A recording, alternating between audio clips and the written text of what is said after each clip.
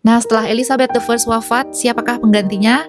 Elizabeth I wafat dan tidak memiliki keturunan, maka berarti berakhirlah Wangsa Tudor mati bersamanya.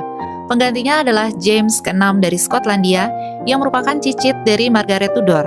Margaret Tudor ini sebenarnya adalah anak dari Henry ke-7 dan juga saudarinya Henry ke-8. Nah, ketika menjadi Raja Britania Raya, maka namanya dikenal juga sebagai James I, dan ini awal dimulainya Wangsa baru yaitu Wangsa Stuart dari Inggris. Lahir pada 19 Juni 1566 di Kastil Edinburgh, Skotlandia. James ke-6 yang menyebut dirinya sebagai Raja dari Buayan, naik tahta Skotlandia pada usia 13 bulan setelah ibunya, Mary Queen of Scots, dipaksa turun tahta. Mary kemudian melarikan diri ke Inggris dan menjadi tawanan Ratu Elizabeth I selama hampir 20 tahun hingga akhirnya dieksekusi pada 1587. James menjadi Raja Skotlandia sebagai James ke-6 dari 1567 hingga 1625 dan Raja Inggris pertama dari Wangsa Stuart sebagai James I dari 1603 hingga 1625. Setelah wafatnya Elizabeth I, dia menyebut dirinya sebagai Raja Britania Raya.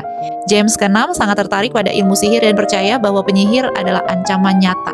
Pada tahun 1597, dia menerbitkan Demology, buku yang memperingatkan tentang penyihir dan memicu lonjakan jumlah kasus sihir di Skotlandia. Banyak yang dituduh, kebanyakan cewek semua ya, dihukum mati dengan cara dibakar.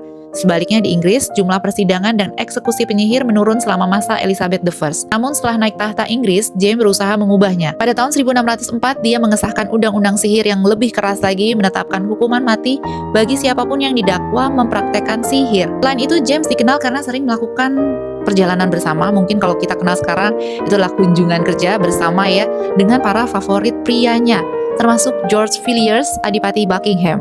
Dia gemar berburu dan menikmati hiburan yang meriah. James I wafat pada 27 Maret 1625 di Hertfordshire, Inggris. Teman-teman, kisahnya si James I ini masih banyak dan aku akan bahas di video-video selanjutnya ya.